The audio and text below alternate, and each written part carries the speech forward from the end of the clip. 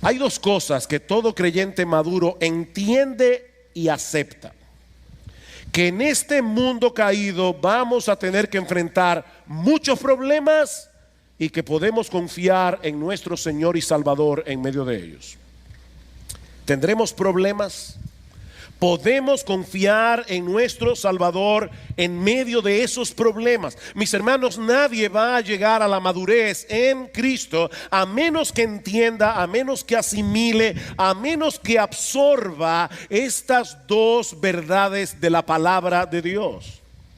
El Señor dijo a sus discípulos en Juan capítulo 16, versículo 33, al final del discurso del aposento alto: en el mundo tenéis tribulación, pero confiad, yo he vencido al mundo. Dios no nos ha prometido una vida libre de dificultades, pero sí nos asegura que podemos experimentar en medio de la tribulación, en medio de la aflicción, la paz de Dios que sobrepasa todo entendimiento, como dice Pablo en Filipenses 4:7.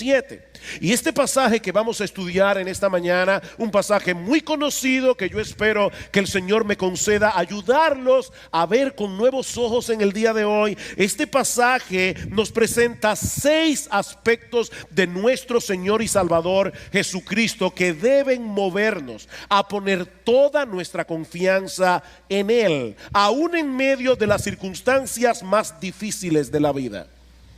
El primero de estos aspectos es que nuestro Señor y Salvador es un Salvador lleno de sabiduría. Nuestro Señor Jesucristo es un Salvador lleno de sabiduría. La historia que se narra en ese pasaje sucedió inmediatamente después del milagro de la multiplicación de los panes y los peces que vimos la semana pasada. Juan nos dice en su evangelio, en el capítulo 6, versículo 15, que toda esa multitud que se había beneficiado del milagro de la multiplicación de los panes querían llevarse a Jesús por la fuerza para hacerle rey. En otras palabras, se levantó en ellos una euforia revolucionaria que pretendía darle un golpe de estado a Herodes y colocar a Jesús en su trono. Y obviamente un hombre que puede alimentar a más de 20,000 personas con 2 panes, con 5 panes y 2 peces, es un buen candidato para ocupar el trono, ¿verdad? Pero ellos no querían a un Salvador. Ellos querían a un evangelista de la prosperidad. Ellos querían a alguien que resolviera sus problemas inmediatos, aquí y ahora. Es por eso que más adelante el Señor tuvo que decirles en Juan capítulo 6, versículo 26: de cierto os digo que me buscáis no porque habéis visto las señales. En otras palabras, ustedes me buscan no porque entendieron el significado del milagro que yo acabo de hacer, sino porque comisteis el pan y os saciasteis. Ellos no veían a Jesús como aquel que vino a reconciliarnos con Dios. Ellos veían a Jesús como un milagrero que podía implantar en Israel el más sorprendente y maravilloso programa de seguridad social. Es por eso que en medio de aquel clamor popular, lo primero que hace el Señor es obligar a los discípulos a que se fueran de allí. Marcos dice en el capítulo 6, versículo 45: enseguida hizo que sus discípulos subieran a la barca y se fueran al otro lado, a la ciudad de Betsaida. Y para que no haya confusión, hermanos, es muy probable que haya 2 Betsaida. Donde ocurrió el milagro de los panes y los peces fue Betsaida Julia. La Betsaida donde ellos pasaron al otro lado era probablemente la Betsaida de Galilea. Ahora, es interesante notar, hermanos, que esta palabra que Marcos usa aquí, hizo que entraran en la barca, es mucho más fuerte en el original. Significa forzar, insistir, demandar.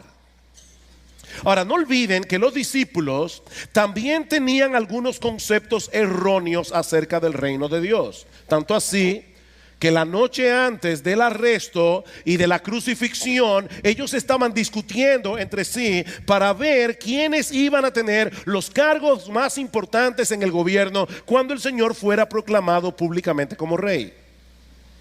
Y aún después de la resurrección, dice en Hechos capítulo 1 versículo 6, que los discípulos le preguntaban a Jesús: ¿restaurarás el reino a Israel en este tiempo? Estos hombres tenían una expectativa irreal de lo que implica el reino de Jesús en esta etapa de la historia redentora. Ahora, hermanos, imagínense el impacto que debió producir en ellos ver a toda esa multitud, más de 20,000 personas, queriendo entronar a Jesús como el rey de Israel. Los apóstoles no estaban preparados para esa ola repentina de popularidad mesiánica, y el Señor lo sabía. Por eso no les permitió disfrutar ese momento de gloria. Aparentemente ellos querían quedarse allí en medio del meeting, pero el Señor sabía que eso no les convenía. Por eso los forzó a que se fueran de allí inmediatamente, antes de que se intoxicaran con esos vientos revolucionarios. Y aún él mismo, Jesús, se retiró al monte para buscar el rostro de su Padre en oración, después de despedir a la multitud. Dice en el versículo 46: mis hermanos, Jesús es un Salvador lleno de sabiduría. Él sabe qué es lo que hay que hacer en cada momento. Y eso era lo que había que hacer. Él tenía que sacar a los discípulos de allí. Él tenía que despedir a la multitud. Él tenía que irse al monte a orar. Mis hermanos, Jesús sabe qué hacer en cada circunstancia. ¿Saben cuál es el problema? El problema es que nosotros creemos saber qué es lo que nos conviene. Y cuando los planes de Jesús no concuerdan con los nuestros, nos sentimos sumamente confundidos y sumamente frustrados. Ahora pongámonos por un momento en el lugar de los discípulos. Mis hermanos, ¿cuál era el mensaje que Jesús predicaba por toda Galilea? Dice en Marcos capítulo 1: el tiempo se ha cumplido, el reino de Dios se ha acercado. Arrepentíos y creed en el evangelio. El Señor proclamaba por todas partes la llegada de su reino, y ahora toda esa gente quiere hacerlo rey. ¿Qué mejor momento que ese para proclamar su candidatura? Por primera vez el plan de implantar un reino parecía viable. Pero Jesús no vino al mundo a establecer ese tipo de reino. Jesús vino al mundo a reconciliarnos con Dios a través de su propia muerte en la cruz. Él vino a resolver el problema que todos tenemos con la justicia perfecta de Dios por causa de nuestros pecados. Su meta en este punto de la historia no era llegar al trono, sino al Calvario. De manera que los discípulos necesitaban ser protegidos de esas expectativas triunfalistas, aunque ellos no pudieran entender en ese momento lo que Jesús estaba haciendo. Mira, mi hermano, mi hermana, yo no conozco las dificultades por las que puedas estar atravesando en este momento. Y yo le he orado mucho al Señor, porque de verdad el Señor consuele a los afligidos en esta mañana. Pero si tu corazón está turbado porque tú no entiendes lo que Dios está haciendo en tu vida, mírate en el espejo de los discípulos esa noche. Pablo dice en Colosenses capítulo 2 versículo 3 que en nuestro Señor Jesucristo están escondidos todos los tesoros de la sabiduría y del conocimiento. Él sabe lo que Él está haciendo en la vida de cada uno de nosotros, aunque muchas veces tengamos la impresión de que todo se está volviendo caótico. ¿Te has sentido así, verdad, alguna vez? Que tu vida no tiene sentido, que las cosas parecen estar de cabeza, que tú no ves al Señor actuando en tu vida en ninguna parte. Mis hermanos, Jesús es un Salvador confiable. Jesús es un Salvador confiable porque su sabiduría no tiene límites. Él puede ver lo que nosotros no vemos. Él puede prever lo que nosotros no prevemos. Esta semana estábamos grabando un programa de Entendiendo los Tiempos y va a salir este miércoles, se los recomiendo. No sé cuántos aquí ven Entendiendo los Tiempos. Una propaganda gratuita. Y decíamos en este programa, en un momento de broma en el programa, decíamos: voy a decir algo ahora muy profundo. Y es que tener fe en Jesús es tener fe en Jesús. Creer en Cristo es creer en Cristo. Es creer en Él y en nadie más. Es creer en Cristo y no en ti. Es creer en Cristo y no en tu sabiduría. Es creer en Cristo y no en tus opiniones. Es creer en Cristo y solo en Cristo. Mis hermanos, confiar en Jesús es confiar en Jesús y en nadie más. Los discípulos no debían quedarse allí, ni Jesús tampoco. Él necesitaba en ese momento buscar el rostro de su Padre en oración y orar también por sus discípulos, porque estos hombres acababan de pasar por una prueba difícil. Y el Señor sabía que esa misma noche estarían metidos en un problema mucho mayor. Y eso nos lleva a nuestro segundo encabezado. Hemos dicho que Jesús es un Salvador lleno de sabiduría, pero también vemos en esta historia que Jesús es confiable porque Él es un Salvador que vela por los suyos. Jesús es un Salvador que vela por los suyos. Versículo 47, al anochecer la barca estaba en medio del mar y Él estaba solo en tierra. Marcos nos dice aquí tres cosas. Primero, que era de noche. Segundo, que la barca estaba en medio del mar. Y tercero, que el Señor estaba en tierra. Recuerden, Él estaba en el monte orando. El Evangelio de Juan añade el detalle de que los discípulos habían remado entre 25 y 30 estadios. Un estadio cubría la distancia de 180 metros. Así que los discípulos habían remado esa noche entre 4.5 y 5.5 kilómetros, lejos de la orilla. Marcos nos dice también en el versículo 48 que los discípulos estaban enfrentando una gran dificultad porque los vientos le eran contrario y ellos estaban remando con mucha fatiga. De hecho, el texto dice literalmente que los discípulos estaban siendo torturados. O sea, ellos estaban tratando de mantener la barca en rumbo, ellos estaban tratando de mantener la barca a flote, los vientos les eran contrarios, ellos estaban siendo torturados, dice aquí. Y en medio de este mar embravecido, en medio de esas circunstancias, mis hermanos, dice en el versículo 48 que Jesús los vio. Y al verlos remar fatigados, Él estaba orando en el monte, era de noche, la barca había recorrido más de 5 kilómetros, el mar estaba embravecido, pero Jesús los vio. Y mis hermanos, hay por lo menos dos grandes lecciones que nosotros podemos aprender de esta parte de la historia, y las dos son muy importantes. La primera es que los problemas de la vida no siempre son un indicativo de que estamos fuera de la voluntad de Dios. Voy a repetir eso otra vez. Los problemas de la vida no siempre son un indicativo de que nosotros estamos fuera de la voluntad de Dios. Los discípulos estaban en dificultades. ¿Saben por qué? Porque habían obedecido a Jesús. Los discípulos estaban en problemas porque ellos hicieron exactamente lo que Jesús les ordenó que hicieran. Ellos no querían irse en la barca, Jesús prácticamente los obligó a irse. Y ahora estaban enfrentando una gran dificultad. Así que era conforme a la voluntad de Dios que ellos pasaran por ese problema. Mis hermanos, es conforme a la voluntad de Dios que tú estás pasando por el problema que estás pasando. Es conforme a la voluntad de Dios. Ustedes recuerdan, claro que lo recuerdan, la historia de Marta y María, cuando mandaron a llamar a Jesús porque Lázaro estaba enfermo. ¿Saben lo que hizo el Señor Jesús cuando le llegó esa nota de auxilio de una familia que Él amaba entrañablemente? ¿Saben lo que hizo Jesús? Absolutamente nada. Jesús no hizo nada.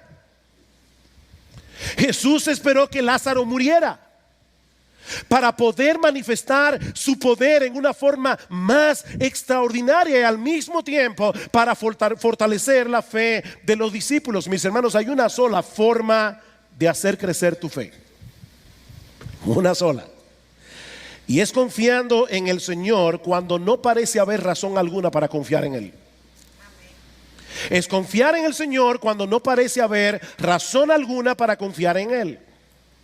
Así que los discípulos estaban haciendo exactamente lo que ellos debían hacer, estaban exactamente en el lugar donde debían estar y precisamente por eso se metieron en problemas.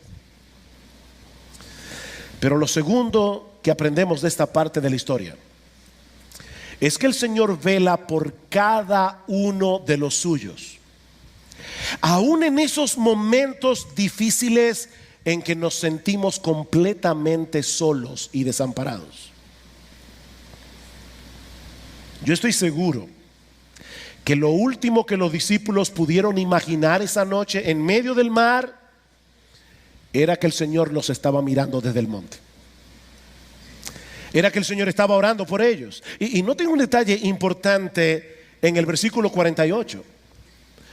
Hermanos, allí no dice simplemente que él vio la barca zarandeada por las olas. Lo que Jesús estaba mirando desde el monte era el rostro fatigado de los discípulos, viéndolos remar fatigados. Él estaba viendo a los discípulos remando con angustia, remando con dificultad, torturados por el esfuerzo de mantener la barca a flote. Yo le oraba al Señor anoche, cuando llegué a esta parte particular del mensaje, para que el Señor use este detalle para los que pueden estar aquí pasando por una gran dificultad. Mi amado hermano, el Señor conoce tu aflicción. Él conoce tu aflicción. Él puede ver tu corazón fatigado y angustiado, no solo porque Él es omnisciente, sino también porque Él nos ama. Él nos ama y Él ha prometido cuidar de cada uno de los suyos como a la niña de sus ojos. Escuchen este texto en Isaías 41:10. No temas porque yo estoy contigo, no desmayes porque yo soy tu Dios que te esfuerzo. Siempre te ayudaré, siempre te sustentaré con la diestra de mi justicia.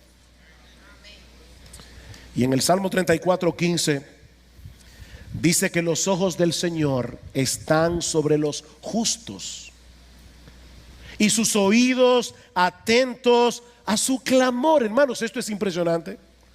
Cantábamos hace un momento y Marcos recalcaba el hecho de que el Señor conoce cada estrella por su nombre. El Señor tiene cosas importantes que mantener en control. Millones de galaxias con millones de estrellas. Mis hermanos, nuestro Dios está atento a lo que ocurre en cada rincón de su universo, pero sus oídos están atentos al clamor de los justos, velando por cada una de las ovejas por las que Cristo derramó su sangre en la cruz. Mis hermanos, no hay ninguna circunstancia, por difícil que parezca, que escape fuera del control soberano de Dios y de su mirada misericordiosa. Pero su ayuda llegará en el momento oportuno, ni un minuto más tarde, ni un minuto antes. Y eso nos lleva a nuestro tercer encabezado. Jesús es un Salvador confiable porque su sabiduría es infinita. Jesús es un Salvador confiable porque Él vela por los suyos. Jesús es un Salvador confiable porque nunca llega tarde. Porque nunca llega tarde. Vean una vez más el versículo 48. Y al verlos remar fatigados, porque el viento les era contrario, como a la cuarta vigilia de la noche, fue hacia ellos. Los romanos dividían la noche en 4 vigilias.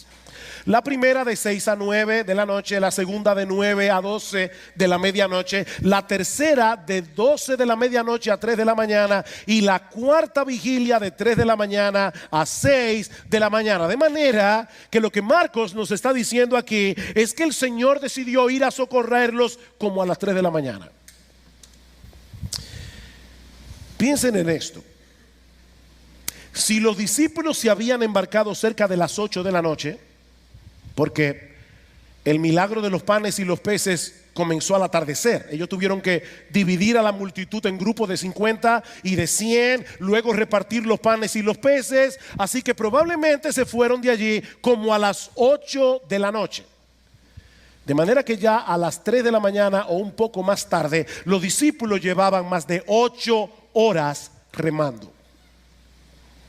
Más de 8 horas. Así que el Señor llegó cuando estaban más cansados. El Señor llegó cuando era más que evidente que su capacidad, su pericia como marineros no los estaba llevando a ningún lado. ¿Es eso crueldad? No, mis hermanos. No es por crueldad que el Señor se toma su tiempo para venir en nuestro auxilio. Entre muchos otros propósitos que nosotros no entendemos, por lo menos sabemos por su palabra que muchas veces Él obra de esa manera para librarnos de la confianza que tenemos en nosotros mismos. Él está haciendo una obra. Y Él sabe que todos nosotros tenemos la tendencia a confiar en nuestras propias capacidades, en nuestros propios recursos, en nuestra propia sabiduría. Y Él tiene que librarnos de nosotros mismos. ¿Oíste eso, mi amado hermano? Dios tiene que librarnos de nosotros mismos. La razón por la que el Señor no quiso quitarle el aguijón al apóstol Pablo, el aguijón que tenía en su carne, era para mantenerlo en debilidad. Era para que Pablo se mantuviera amparado en el poder de Jesús, dice el mismo Pablo en 2 Corintios capítulo 12. Y en el primer capítulo de la carta, Pablo reconoce que él tenía ese problema. Dice: tuvimos en nosotros sentencia de muerte cuando estábamos en Asia, de tal manera que aún perdimos la esperanza de conservar la vida, para que no tengamos confianza en nosotros mismos. El Señor esperó que los apóstoles llegaran al límite de su capacidad de supervivencia antes de tomar la decisión de socorrerlos, y de qué manera. Y eso nos lleva a nuestro cuarto encabezado. Jesús es un Salvador confiable porque Él es infinitamente sabio. Yo espero que ustedes aprendan el boqueo esta mañana. Él es infinitamente sabio, Él vela por cada uno de los suyos, Él nunca llega tarde, pero también podemos confiar en Él porque Él es un Salvador todopoderoso. Él es un Salvador todopoderoso. Es impresionante ver la sencillez con la que Marcos narra esta parte de la historia. Él dice simplemente en el versículo 48 que Jesús fue hacia ellos andando sobre el mar, como si fuera la cosa más natural del mundo. Miren, hermanos, si Jesús hubiera llegado nadando, hubiera sido una increíble proeza humana. 5 kilómetros, el mar embravecido y Jesús nadando. Eso hubiera sido sorprendente. Pero lo que Jesús hizo esa noche solo puede hacerlo Dios. Solo puede hacerlo Dios. Solo Dios puede actuar por encima de las leyes de la naturaleza que Él mismo creó para mantener el orden de su creación. Jesús caminó sobre las aguas. Él los vio remando con gran fatiga. Él descendió de la montaña y en muy poco tiempo, y eso fue otro milagro, en muy poco tiempo caminó más de 5 kilómetros sobre la superficie de un mar embravecido, y todo eso con un GPS increíble, para llegar al lugar exacto donde estaba esa pequeña barca en medio del mar. Eso me encanta, hermanos. El Señor sabe con exactitud dónde están cada uno de los suyos y en qué condición. Él lo sabe. Y como Él es el Todopoderoso, nada ni nadie puede impedir que Él venga en su auxilio cuando Él lo crea conveniente. Así que el Señor viene directamente hacia los discípulos y continúa caminando al lado de la barca, dice Marcos, como si fuera a pasar de largo. para que los discípulos todos pudieran verle claramente. Eso fue otra prueba de fe. Pero lo que sucede en realidad es que los discípulos se dan un tremendo susto. Un susto que el Señor aprovecha para seguir entrenándolos en el camino de la fe. Y eso nos lleva a nuestro quinto encabezado. Y es que Jesús es un Salvador confiable porque Él es paciente. Jesús es paciente. Él está trabajando con cada uno de nosotros para llevarnos a la madurez. Y Él se toma su tiempo con cada uno. Versículo 49. Pero cuando ellos le vieron andando sobre el mar, pensaron que era un fantasma, y se pusieron a gritar porque todos le vieron y se turbaron. Yo estoy seguro que ya los discípulos habían gritado antes. Pero lo que el texto dice literalmente es que cuando ellos vieron a Jesús caminando sobre el mar, comenzaron a chillar. Es lo que el texto dice. Comenzaron a chillar porque pensaban que era un fantasma. Estos hombres estaban llenos de pánico. Ahora hermanos, por favor, antes de juzgar a los discípulos, vamos a ponernos en su lugar. Son las 3 de la mañana, más o menos. Tienen más de 8 horas remando. No pueden controlar la barca porque el viento era muy fuerte. Y de repente ellos ven a una figura que se está acercando hacia ellos en medio de la noche, caminando sobre las aguas. De verdad, era realmente para llenarse de terror. ¿Alguna vez te ha pasado que tú te levantas por la noche y ves una figura en tu cuarto? Y era una camisa que alguien había dejado en una percha. Bueno, esto fue 1000 veces peor.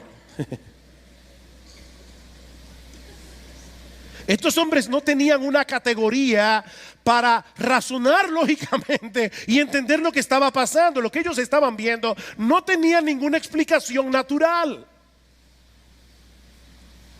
Así que llegaron a la conclusión de que estaban viendo un fantasma.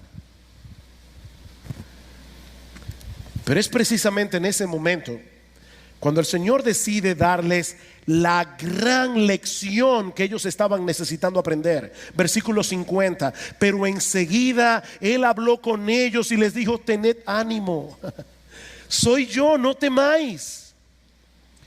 Y subió con ellos a la barca y el viento se calmó, y ellos estaban asombrados en gran manera porque no habían entendido lo de los panes, sino que su mente estaba embotada.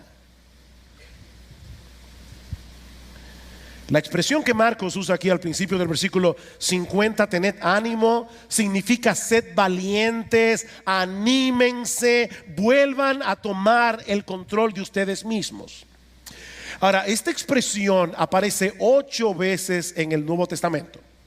7 en los evangelios, 1 en el libro de los Hechos, cuando Jesús le habla a Pablo cuando estaba en Corinto. Y lo interesante de esta expresión es que todas las veces que aparece en el Nuevo Testamento es Jesús el que la dice. Tengan ánimo, sed valientes. Yo no sé cuántas veces aparece esta escena en muchas películas. Uno de los personajes está en medio de un gran problema y siempre aparece alguien que le dice: no te preocupes, confía en mí, todo va a salir bien. Y algunos dicen: yo te lo prometo. Los americanos les encanta esa frase: I promise, que todo va a salir bien. Mis hermanos, ningún ser humano puede prometer algo así. ¿Cómo tú puedes prometerle a una persona que todo va a salir bien? Tal vez se pone peor. Pero es muy diferente cuando esas palabras son pronunciadas por Jesús. Es muy diferente. John MacArthur dice: Jesús es la fuente de nuestra valentía, aún en medio de circunstancias mortales. No importa si nuestra barca está en medio del mar, si nosotros estamos exhaustos, si las olas parecen que van a hundir nuestra embarcación. Mis hermanos amados, mis hermanos queridos, si Jesús está allí, no hay nada que temer. No hay nada que temer. Soy yo, dice Jesús, no temáis. Y noten que Él no dice, yo soy Jesús. No. Él simplemente dice, yo soy. Yo soy. Las mismas palabras con las que el Señor se dio a conocer a Moisés en el episodio de la zarza ardiendo. ¿Recuerdan? Cuando los hijos de Israel me pregunten, ¿y quién me envió? Tú le dirás, yo soy, me envió a vosotros. Y unos capítulos más adelante en el Evangelio de Juan, en el capítulo 8, en el versículo 24, Cristo dice, si no creéis que yo soy, en vuestro pecado moriréis. Y en el capítulo 8, versículo 58, les dice, antes que Abraham fuera, yo soy. ¿Saben qué, mis amados hermanos? Jesús es el mismo Jehová que rescató a los israelitas de la esclavitud de los egipcios. Jesús fue el que abrió el mar rojo en dos. Jesús fue el que los alimentó con maná del cielo por 40 años. Jesús fue que los guardó y los guió. Y fue Jesús, era Jesús, el Jehová de los ejércitos, que estaba al lado de la barca de los discípulos.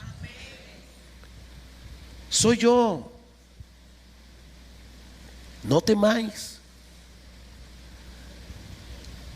Todo lo que ha sucedido hasta aquí era para llevar a los discípulos a tener un mejor entendimiento de quién era Jesús realmente.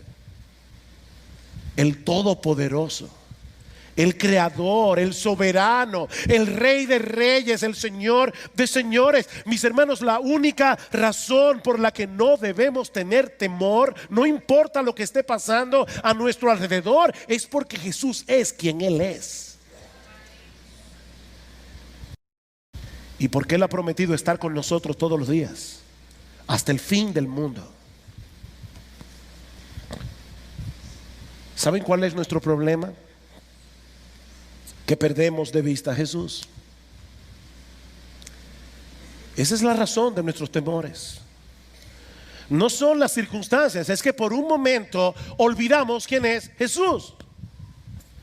Y de hecho, el mejor ejemplo de esto que yo acabo de decir lo tenemos en una parte de este mismo relato que no aparece en el Evangelio de Marcos. Yo no sé si cuando yo leí la historia ustedes perdieron algo. Hay algo que ustedes, déjame ver cómo pongo esta pregunta. ¿Hay algo que debió estar allí que no está? Es una parte de la historia que solo cuenta Mateo. Lo que sucedió con el apóstol Pedro. Y recuerden que Marcos escribió su evangelio asistido por Pedro. Así que es probable que Pedro, tal vez por un asunto de modestia, no quiso incluir esa parte de la historia que se enfocaba en él. Pero Mateo sí la cuenta. Dice en Mateo 14:28 que en el momento en que Jesús se identifica como yo soy, Pedro le dice, Señor, si eres tú, mándame que vaya a ti sobre las aguas. ¿Escucharon esa palabra? Mándame. Si eres tú, Señor, si tú das la orden, yo voy a poder caminar sobre las aguas. Ordénamelo. Mándame. Ahora honestamente, yo me pregunto qué era lo que había en la mente de Pedro para pedir una cosa así. ¿Estaba tratando Pedro de hacer un espectáculo de temeridad delante de los discípulos? ¿Saben qué, hermanos? Tal vez no. Alguien sugiere, y es una sugerencia, no somos dogmáticos, pero alguien sugiere que en medio del pánico Pedro pudo haber pensado en ese momento que era mucho mejor estar al lado de Jesús en el agua que en el bote sin él. Pero sea cual sea la razón, Hay dos cosas que se evidencian en este episodio: que la fe de Pedro era real y que sus dudas también lo eran. ¿Te identificas con Pedro? La fe de Pedro era real y sus dudas también. Pedro sale de la barca, comienza a caminar por encima del agua. Eso había que verlo. Y yo imagino, aquello fue realmente un espectáculo, aunque Pedro no quisiera dar un espectáculo. Pedro comienza a caminar, pero viendo la fuerza del viento, tuvo miedo. Y empezando a hundirse, gritó diciendo: Señor, sálvame. Y al instante Jesús, extendiendo la mano, lo sostuvo y le dijo: hombre de poca fe, ¿por qué dudaste? Aquí se cumplió lo que dice el salmista en el Salmo 94:18: cuando yo decía, mi pie resbala, tu misericordia, oh Jehová, me sustentaba. Tu misericordia me sustentó. Pedro tenía fe en el Señor Jesucristo, de lo contrario, él no habría salido del bote. Pero como nos pasa a todos nosotros, desde que quitó los ojos de Jesús y los puso en la fuerza del viento, comenzó a dudar. Perdió de vista a Jesús y comenzó a hundirse. Ahora, hermanos, el punto que yo quiero resaltar en esta mañana es la paciencia del Señor. Ese es mi punto, la paciencia del Señor. Hasta ese momento los discípulos habían visto a Jesús hacer un montón de milagros extraordinarios. De hecho, no olviden que el día anterior le vieron alimentar a una multitud de más de 20,000 personas con 5 panes y 2 peces. Pero todavía ellos no entendían muchas cosas acerca de Jesús. Vean una vez más el versículo 51.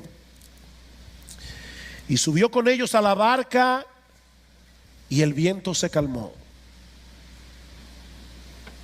Y ellos estaban asombrados en gran manera.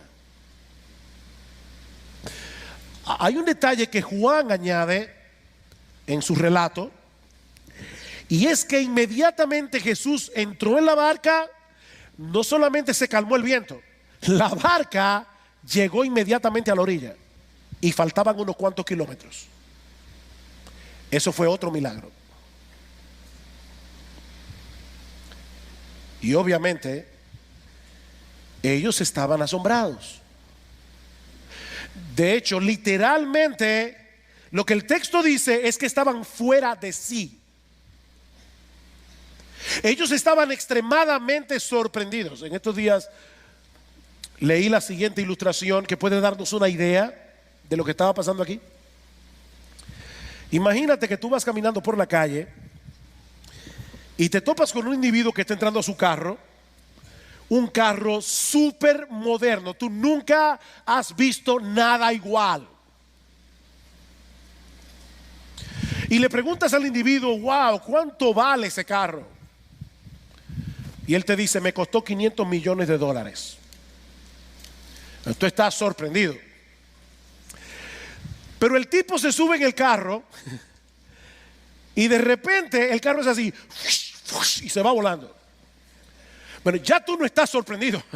Tú no sabes qué pensar, porque tú no tienes una categoría que te ayude a entender qué clase de carro es ese. Eso fue exactamente lo que pasó con los discípulos aquí. Ellos no podían entender qué clase de hombre es Jesús. Un hombre que puede caminar sobre las aguas, un hombre que puede calmar el viento, un hombre que puede mover una barca a propulsión a chorro. Este hombre no cabía en ninguna categoría que los apóstoles tuvieran en su mente. Y ahora Marcos va a explicarnos por qué estaban tan sorprendidos. Dice en el versículo 52: porque no habían entendido lo de los panes, sino que su mente estaba embotada.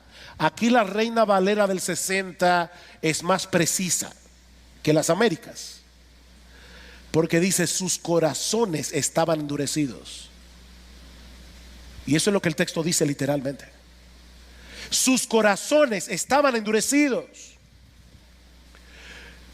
Ellos no habían entendido el verdadero significado del milagro de los panes y los peces. Y precisamente porque no entendieron nada, no eran capaces de entender la verdadera naturaleza del Señor Jesucristo. Por eso estaban tan sorprendidos. Ese era el problema.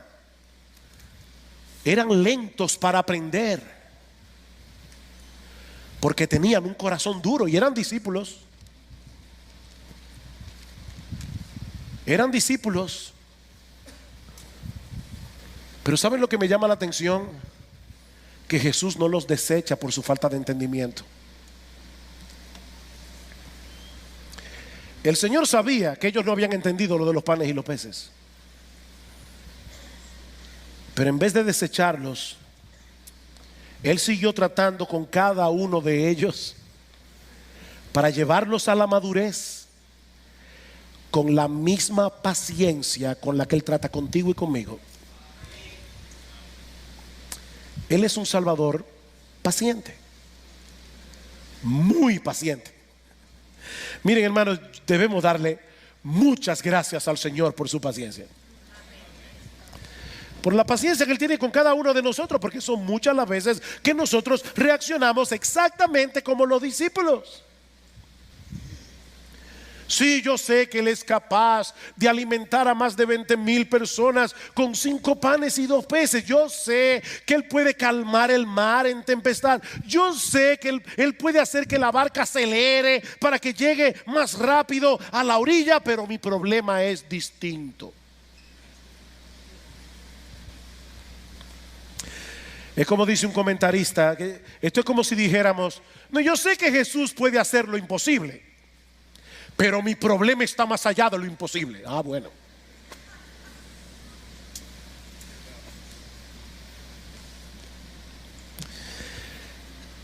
Y el Señor no nos desecha. A pesar de nuestras dudas pecaminosas, porque eso es una duda pecaminosa. Él continúa trabajando con cada uno de nosotros pacientemente para llevarnos hasta la madurez. Pablo dice en Filipenses capítulo 1 versículo 6 que podemos estar persuadidos de esto, que el que comenzó en nosotros la buena obra, Él la perfeccionará hasta el día de Jesucristo. Él no va a dejar su trabajo por la mitad.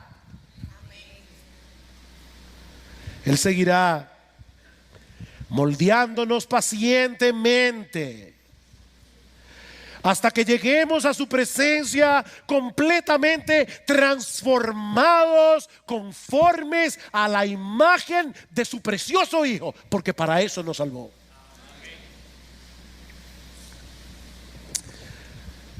En su libro El problema del dolor, dice C.S. Lewis que nosotros somos como un canvas, un lienzo donde un artista está trabajando, haciendo su obra maestra, la obra por la que él quiere ser reconocido en los siglos venideros. Y él va a pintar y va a raspar y volver a pintar y va a raspar y volver a pintar hasta que el cuadro quede exactamente como el artista quiere que quede. Y dice Lewis, si el lienzo tuviera vida, seguramente le diría al artista: yo no quiero ser una obra maestra, me conformo con ser un garabato.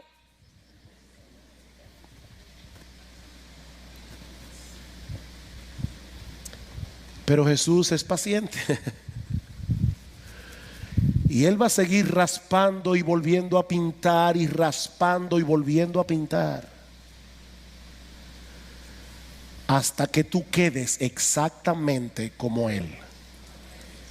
Y nosotros sabemos que ese proceso no va a concluir aquí. Hasta que seamos glorificados, no seremos como Jesús, pero Él está haciendo esa obra aquí y ahora. ¿Y saben cuál es el instrumento por excelencia que Él usa para seguirnos moldeando? Las tribulaciones, las dificultades, el dolor, los problemas. Él usa los vientos contrarios para enseñarnos más de su gloria. Si los discípulos no hubieran estado en el mar, en esa condición, esa noche, hay algo acerca de Jesús que se hubieran perdido. Miren, mis hermanos, hay lecciones acerca de nuestro precioso, maravilloso, extraordinario, bendito Señor y Salvador Jesucristo, que solo se aprenden en medio de un mar embravecido. Pero hay algo más que nos enseña en este pasaje. No se preocupen, lo veremos muchísimo más brevemente. Y es que Jesús es un Salvador compasivo. Jesús es un Salvador compasivo. Noten el capítulo 6, versículo 53. Terminada la travesía, llegaron a tierra en Genezaret y atracaron. Y cuando salieron de la barca, enseguida la gente reconoció a Jesús.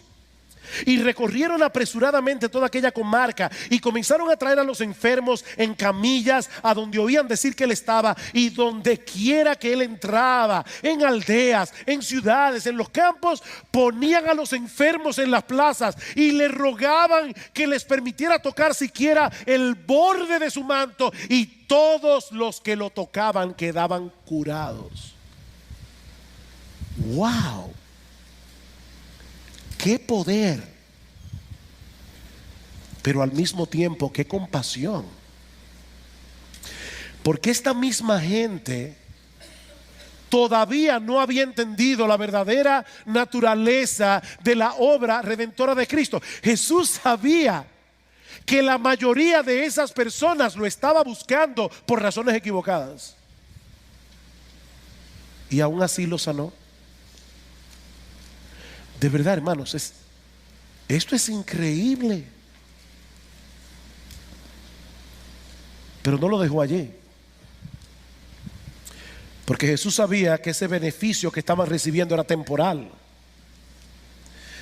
El Señor Jesucristo vino a ofrecerle al hombre en su miseria una bendición infinitamente superior que la comida, una bendición infinitamente superior a la sanidad del cuerpo. Y fue a esa misma gente en ese mismo día que el Señor les predicó el sermón del pan de vida que encontramos en Juan capítulo 6.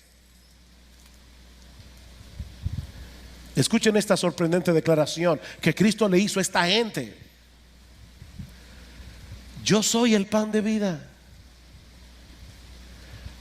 De nada sirve que ustedes coman de ese pan milagroso que yo hice en el día de ayer, porque se van a morir como quiera. Yo soy el pan de vida que descendió del cielo. Si alguno comiere de este pan, vivirá para siempre. Y el pan que yo daré es mi carne, la cual yo daré por la vida del mundo. Cristo no aceptó en ese momento la corona de gloria, porque era necesario que llevara primero una corona de espinas. Sí, Él es Rey de reyes, Él es Señor de señores, pero antes de subir al trono, Él tenía que pasar por el Calvario. Él tenía que morir en una cruz por pecadores, para poder ofrecerles libremente el perdón de todos sus pecados y el don de la vida eterna, gratuitamente, por gracia, por medio de la fe. Mira, mi amigo, no es suficiente que tú digas tener interés en la persona de Jesús. Esta gente las tenía. Tienes que buscarlo por la razón correcta. Jesús no es un evangelista de la prosperidad. Jesús es un Salvador. Y tienes que buscarlo no para que sacie tu estómago, no para que sane tu enfermedad, no para que te libre de la pobreza. Cristo se hizo hombre siendo Dios para salvar a pecadores que no podían salvarse por sí mismos, muriendo por ellos en una cruz. Y todo el beneficio de esa salvación se obtiene únicamente por gracia por medio de la fe en la persona y la obra de nuestro gran Dios y Salvador Jesucristo. Y es a ese grupo de personas arrepentidas, a ese grupo de personas creyentes, son ellos los que pueden descansar confiados en un Salvador confiable. Mi hermano, mi hermana, si tú viniste esta mañana a la iglesia con un corazón cargado, si tú viniste esta mañana a la iglesia con un corazón destrozado, si tú viniste hoy a punto de desfallecer, yo quiero recordarte una vez más que Jesucristo es un Salvador confiable. Él es un Salvador confiable. Porque Él es un Salvador lleno de sabiduría, que sabe lo que hay que hacer en cada momento de nuestras vidas. Porque Él es un Salvador que vela por cada uno de los suyos y conoce sus dificultades. Porque Él es un Salvador que siempre llega a tiempo. Porque Él es un Salvador todopoderoso. Porque Él es un Salvador paciente. Porque Él es un Salvador compasivo. Quiere el Señor bendecir su palabra en esta mañana, de tal manera que Él consuele a los afligidos, anime a los desanimados y obre salvación en aquellos que todavía están en sus pecados, en aquellos que están fuera de la sombrilla de protección de nuestro amante, glorioso, bendito, hermoso Salvador y Señor Jesucristo.